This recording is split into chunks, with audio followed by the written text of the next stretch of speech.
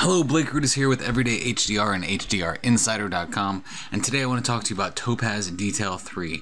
Now, I've done a tutorial on Topaz Detail 3 in the past, but in that tutorial there were some things that I didn't cover because there was just so much to cover with Topaz Detail that I missed out on some of the color aspects of it, as well as some of the going deeper into the detail that you can actually recover from a photo. So here's the after photo. This is what you're going to receive after we go through Topaz Detail, and here's the before photo.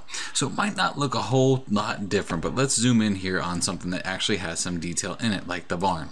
Okay. So when I take off the eyeball on my visible layer of what happens after detail, you can see what the original image was to begin with here, and then now we've got a more detailed photograph. Now it's a little hard to tell, so let me go ahead and change this layer to luminosity. So I'm not getting any of the color cast that I'm going to create in detail, but that I'm just getting pure detail. Let's look at this barn and look at how much detail we recover from Topaz Detail. And this is what you're going to see after we've done all of our adjustments. Now, when it comes to Topaz Detail, what I like to think of it as it's the polish, it's the finishing touch, and a lot of it is subtle, subtle to the point that some might think that maybe you shouldn't do it. Well, if you plan on outputting this to print and you have this kind of detail in it, it's going to print out beautifully. Most all of my images that I send out for print, I make sure I do some detail on it before I go ahead and flatten it and send it off to the print shop. Or if you're doing your own printing, you'll see the results right away. All right, so let's change that back to our normal. Go ahead and show you the before and after again, and let's go ahead and hop right into Topaz Detail 3. So what I'm going to do is I'm going to duplicate my background layer. Always duplicate my background layer before I work on any plugins or any photoshopping for that matter. So I'm going to press Command or Control J to duplicate that background, and then I'm going to go up to Filter, Topaz Labs, and Topaz Detail 3.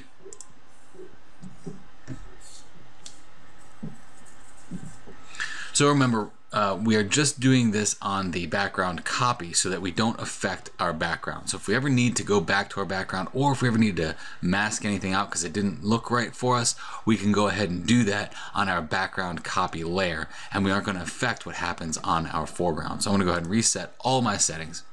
So if you're unfamiliar with Detail 3, you'll see on your left you have a collection of presets. So you can do some preset adjustments. They're already there. You can go ahead and click them and see if it works for you. I prefer to just jump in here and do it myself. So on the right hand side, you're going to see all these different panes here, these editing panes. You're going to see detail, tone, color, and de-blur. So for this tutorial, we're going to spend most of our time in detail and then head into tone and then color. So I'm going to go into the detail slider here, and the first thing you're going to see is the overall details, and then the shadow details and the highlights. So we're going to go in and we're going to edit each little detail in our overall detail of the photo, and then also in our medium and large, and go into our shadows and our highlights and adjust those as well, because it's very important that you use this subtle finishing touch to make sure that you're not, this is not really like a global adjustment. While it is affecting the entire image as a whole, it's allowing us to do some very local detail adjustments. So what makes Topaz Detail so much better than maybe a high pass sharpen or a smart sharpen, I guess? Well, it really comes down to the fact that you have 100% complete control over the details and the small, medium, large sizes of the image.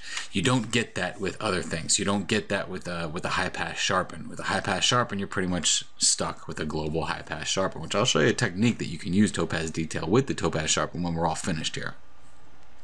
So I'm going to go ahead and zoom into my photo by pressing the plus sign, and you're going to want to zoom into this photo pretty well, because when we start to edit these details, you're really going to want to see that detail. It's hard to see what you're affecting if you don't zoom all the way in. So I'm just going to affect the small details here and just move this back and forth to see what I like. Now I like this at about that 29 mark. If you can see the before and after, I've already recovered a lot of detail in this image. Really brought out the corrugated metal look on the side of this barn. But I'm going to bring down the boost a little bit. Now the boost will give you a detail boost if you bring it all the way up, and it'll really boost that detail, but it makes it really grungy and kind of crackly. So what I'm going to do is drop the boost down a little bit to kind of fade those details into the next one. And so you can see I can really increase the small detail that way. If I were to boost it, then I get that nasty kind of crinkled up look. So I'm going to bring that down to that -20 and then bring the small details down to about that 29 markers where I was before.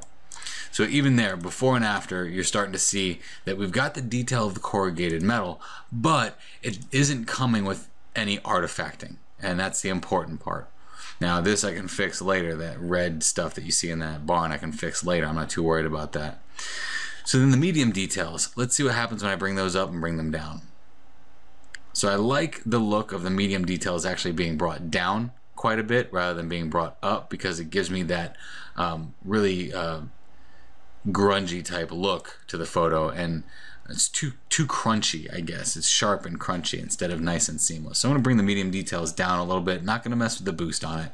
And then the large details, I'll bring those up just a little bit. Now you can see the large details are affecting most of these black areas in there. So as I bring these large details up, it starts to add some more contrast in those large detail areas. Now with the boost on that one, I'll go ahead and bring that down again to make that just seamlessly transition into the rest of the adjustments that I've done. So here's our before and after so far. So you can see it's adding detail to the photo without going too far overboard.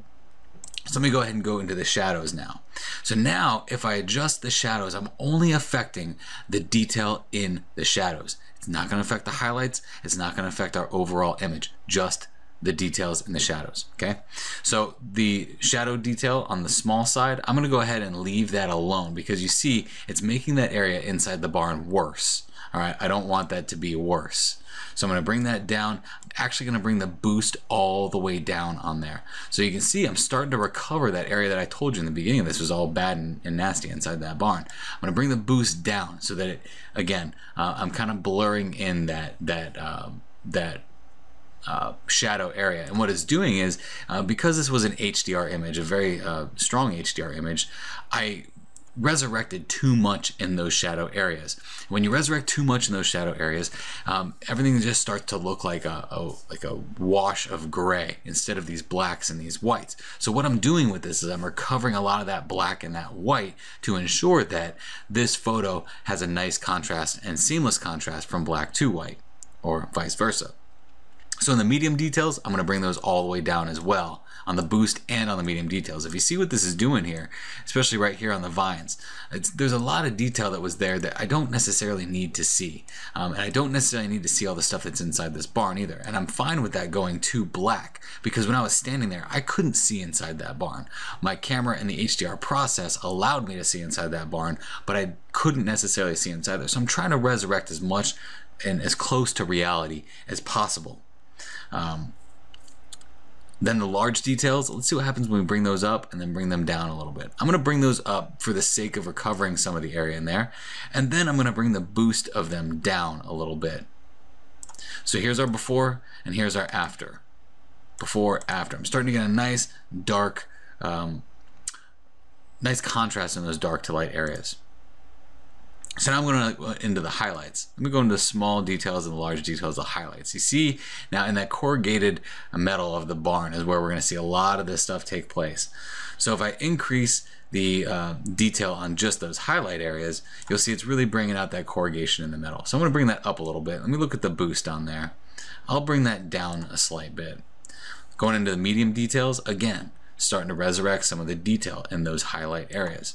Bring the boost down a little bit, so that the boost is actually, you can use the boost to increase the detail, or you can use the boost to help seamlessly integrate the medium detail boosted, or medium detail that you adjusted into the rest of the photograph. That's how I prefer to use those boost adjustments.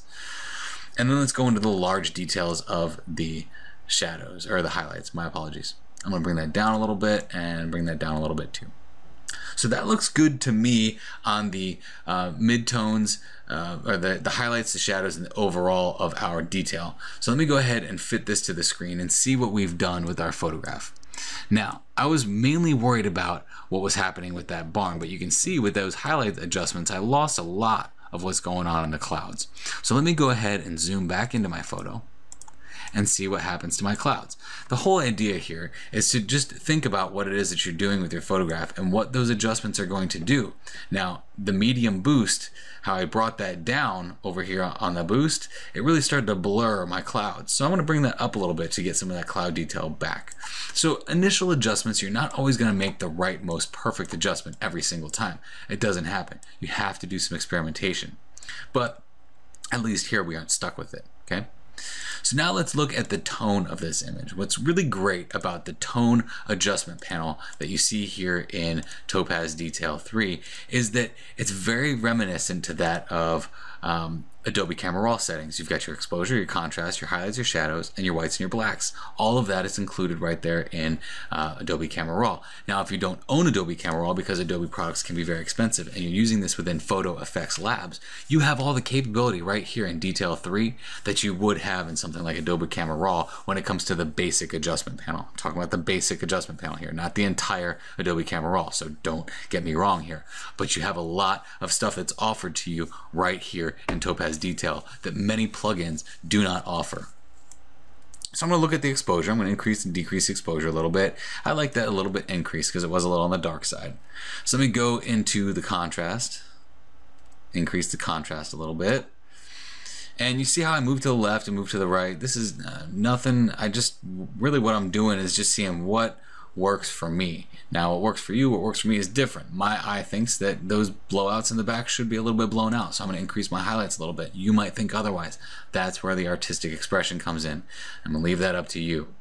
So shadows, also, when I get back to that, all of these settings may not work for every single photograph out there, so please don't get too spun up on all the different details that I'm doing with these adjustments, because it's going to be different for every photograph, because every photograph has a different dynamic range, and as you adjust these, the dynamic range is going to change. So don't get too hard pressed that this is going to work on every photograph.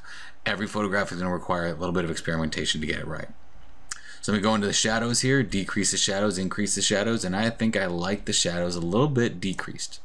Whites, again, moving up, moving down. I'm going to leave those down a little bit on the white side. And then the blacks, again, moving up, moving down. And I'm going to decrease the blacks a little bit in this photograph again. So now I get the opportunity to adjust the tones of the colors in the photograph. So I'm going to bring the reds up a little bit, get a little bit more color in that red, or tone, I should say. And with the magenta to greens, I'm going to go ahead and bring that down a slight bit, make this a little bit brighter in those magenta areas, and then the yellow to blue. See what happens when I bring those up and down. I will go ahead and bring those down a slight bit, nothing major. And the last one, color. I'm going to go ahead and add some color to this photograph on the temperature side to make it a little bit warmer, because what I noticed as I was working with this in Topaz Detail is that it's a little too blue for me, and when I started to add some temperature to this, I really liked what I was getting there. I really liked that sunset feel that I got there. So now I'm good to go. I can go ahead and press OK. I've gone through all of the adjustments that I was covering in the very beginning of this to make this photograph look like the original before and after that I showed you before. So now you get the option to mask things out if you want. You can also do that in Topaz Detail, but I find the masking system to be very good in Photoshop. That's why I use the masking system in Photoshop. But you can also use it in Detail if you wanted to go ahead and go that route as well. But there's one thing I wanted to show you here, and like I showed you before, if you like the overall detail that you got from the photograph, but maybe you're not too fond of the color, instead of going back or making deleting this and redoing all of the stuff that you just did, you can just turn this layer to luminosity, and that will only get the tone adjustments that you did for the photograph. It won't affect the color. So it takes the color away and just gives you the tone that you had. So I'm going to go and move that back to normal so you can see the difference. I like it with this color, so I'll keep it with this color.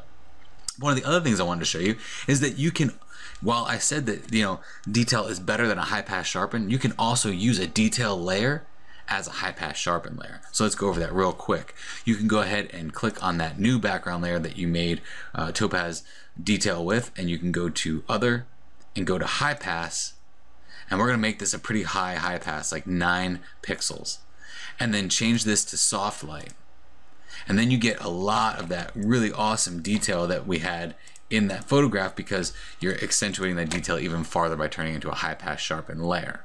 So that's a pretty cool thing to keep in mind, that you can even turn this into a high pass sharpen layer, because now that you've got this layer over top of your background, you can do whatever you want with it. You can really extend that a little bit further.